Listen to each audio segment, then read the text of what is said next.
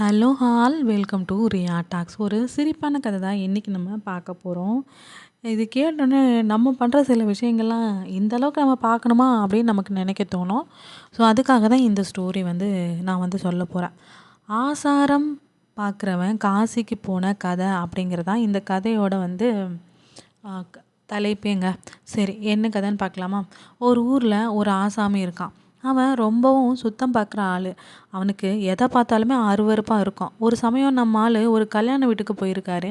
கல்யாணம் முடிஞ்சு சாப்பாடும் ஆரம்பித்தாச்சு. நம்ம ஆள் ஒரு ஓரமாக போய் உட்காந்துக்கிறாரு. சாப்பாடு ரொம்ப சூப்பராக இருக்குது, நல்லாவே சாப்பிட்றாரு. இவனுக்கு பக்கத்து இலையில் இருந்த ஒரு ஆசாமி என்ன பண்ணுறாரு, பால் பாயசத்தை உறிஞ்சி உறிஞ்சி குடிக்கிறாரு. அப்போ அவரோட எச்சில் தவறுதலாக நம்ம ஆள் மேலே தெரிக்குது. நம்ம ஆளுக்கு தான் ரொம்ப சுத்தபத்தம் பார்க்குற ஆள் இல்லையா? இந்த கருமத்தை காசியில் போய் தான் தொலைக்கணும்னு நினச்சிக்கிட்டு மறுநாளே காசிக்கும் கிளம்புறாருங்க. அந்த காலத்தில் இப்போ மாதிரி பஸ்ஸு ரயில் வசதிலாம் இல்லை இல்லையா? வசதி இருக்கிறவங்க வண்டி கட்டிகிட்டு போவாங்க, வசதி இல்லாதவங்க கால்நடையாகவே போவாங்க. போய் சேரவே பல நாள் ஆகும். பகல் முழுக்க நடப்பாங்க. நைட்டில் ஏதாவது ஒரு சத்திரத்துலையோ இல்லை யார் வீட்டு திண்ணையிலையோ படுத்துட்டு மறுநாள் பயணத்தை தொடுவாங்க. இந்த மாதிரி மற்றவங்க தங்குறதுக்கு தான் வசதியாகவே அந்த காலத்தில் பெரிய திண்ணை வீடெல்லாம் வச்சு கட்டிக்கிட்டு இருந்தாங்க. திண்ணையில் தங்குறவங்களுக்கு சாப்பாடோ இல்லைனா நீர் மோரோ அல்லது அவங்களுக்கு என்ன முடியுமோ அதை அவங்களுக்கு சாப்பிடவும் கொடுப்பாங்களாம்.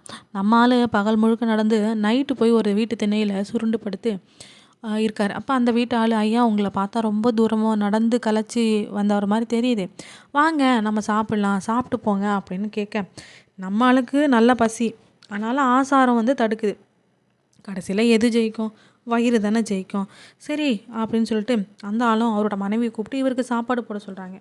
உடனே இவங்க கை கால்லாம் சுத்தம் பண்ணிக்கிட்டு சாப்பிட உட்காந்த ஆள், அம்மா எனக்கு இலையில் சாப்பிட்டு தான் பழக்கம், அதனால் இலையில் பரிமாறணும்னு சொல்கிறாரு. கொஞ்சம் யோசித்த அந்த அம்மாவோ ஒரு வாழை இலையை எடுத்துகிட்டு அவருக்கு பரிமாற ஆரம்பித்தாங்க. பரிமாறி முடித்து அவர் நல்லாவே இருக்குது சாப்பாடு, சூப்பராகவே சாப்பிட்றாங்க. சாப்பிட்டதுக்கப்புறமா சரி பரவாயில்ல அப்படின்னு சொல்லிட்டு அவர் இலையை எடுக்கும்போது அந்த அம்மா ஓடி ஐயா நானே இலையை எடுக்கிறேன்னு சொல்லிட்டு பத்திரமா எடுத்துகிட்டு போனாங்க.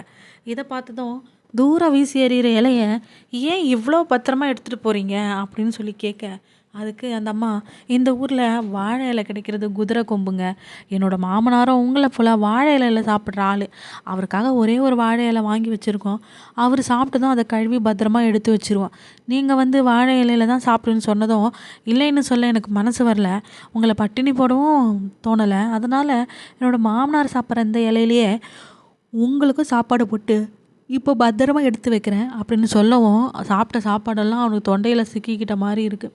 சரி இதையும் போய் காசியில் தொலைச்சிரும் அப்படின்னு நினச்சி தூங்குறாரு. மறுநாள் எழுந்து நடக்கிறாரு. அன்னைக்கு நைட்டு இன்னொரு வீட்டு தண்ணியில் தங்குறாரு.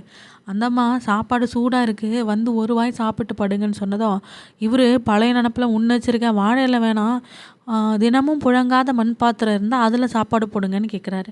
அந்த அம்மா ஒரு அறைக்கு போய் ரொம்ப நேரம் தேடி துருவி ஒரே ஒரு மண் பாத்திரத்தை கொண்டு அதில் இவருக்கு சாப்பாடு வைக்கிறாங்க. திருப்தியாக சாப்பிட்ட இவரும் மண் பாத்திரத்தை கிணற்றட்டைக்கு போயிட்டு கழுவும் போது கை தவறி கீழே விழுந்து மண் பாத்திரம் உடஞ்சி போச்சு. இதை பார்த்ததும் அந்த வீட்டில் இருந்த கிழவியோ குய்யோ முய்யோன்னு கத்த ஆரம்பிக்க, என் புருஷன் சாக கிடந்த கடைசியில் இந்த பாத்திரத்தை தான் அவர் கை கழுவி வாய் கொப்பளிப்பார், என்னோட கடைசி காலத்துக்கு இது உதவுன்னு பத்திரமா எடுத்து வச்சுருந்தா அதையும் இந்த பாவம் இப்படி போட்டு உடச்சிட்டானேன்னு அலறிச்சு. நம்ம ஆளுக்கு ஒரு மாதிரி ஆயிடுச்சு. சரி இதையும் காசிக்கு போய் தொலைக்க வேண்டியதான் அப்படின்னு நினச்சி படுத்துக்கிட்டாரு. மறுநாளே எழுந்து நடக்க ஆரம்பிக்கிறாரு. அன்னைக்கு ராத்திரி ஒரு வீட்டு தண்ணியிலையும் தங்குறாரு. அந்த வீட்டில் இருந்த பாட்டி இவனை சாப்பிட சொல்கிறாரு. இவர் முன்னெச்சரிக்கையாக இலை பாத்திரம் எதுவுமே எனக்கு வேணாங்க, கையை நீட்டுற நீங்கள் கரண்டியாலே எடுத்து போடுங்கன்னு சொன்னதும் அந்த பாட்டியும் அந்த மாதிரியே செஞ்சு வயிறு நிறைய சாப்பிட்டு விட்டு திண்ணையில் உட்கார்றாரு.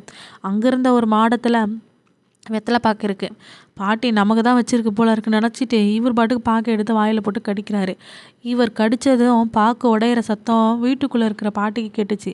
பாட்டி குடுகுடுன்னு ஓடி என்னன்னு விசாரிக்கிறாங்க. ஒன்றுமில்ல, இங்கே இருந்த பாக்கை எடுத்து வாயில் போட்டு கடிச்சங்க, அந்த சத்தம் தான் அப்படின்னு நம்மால் சொல்ல, பரவாயில்லையே உங்கள் பல்லு ரொம்ப பலமாக தான் இருக்குது, நானும் இந்த பாக்கை 10 நாளாக வாயில் போட்டு கடிக்க முடியாமல் எடுத்து வச்சுருந்தேன் இங்கே, அதாவது எப்படி 10 நாளாக அவங்க வாயில் போட்டு ஊற வச்சுருந்துருக்காங்களாம், அதை கடிக்க முடியாமல் எடுத்து அங்கே வச்சுருந்தாங்களாம், நீங்கள் ஒரே கடியில் கடிச்சு வச்சிட்டிங்களே, நீங்கள் பலசாலி தானு பாராட்டு பத்திரம் வாசிச்சிச்சு. நம்பால் ரொம்பவும் நொந்து போயிட்டான். போதுண்டா சாமி, காசிக்கு போன லட்சணம் அப்படின்னு முடிவு பண்ணிவிட்டு மறுநாளே தன்னுடைய ஊருக்கு திரும்ப ஆரம்பிக்கிறாரு. இதுதாங்க ஆசாரம் பார்த்தவன் காசிக்கு போன கதையாம். கேட்கவே சிரிப்பா இருக்குல்ல. நீங்களும் இந்த மாதிரிலாம் நெறைய விஷயத்துக்குலாம் பார்ப்பீங்கன்னா, இது எதெல்லாம் அவாய்ட் பண்ண முடியுமோ அதெல்லாம் அவாய்ட் பண்ணிக்கலாம்ல. இந்த ஸ்டோரி என்னவோ எனக்கு ஜோக்கா தான் இருந்துச்சு. ஓகே. தேங்க்ஸ் ஃபார் வாட்சிங் ரியா டாக்ஸ். இந்த வீடியோ உங்களுக்கு பிடிச்சிருந்தா மறக்காம என் சேனல சப்ஸ்கிரைப் பண்ணிடுங்க. பாய் பாய்.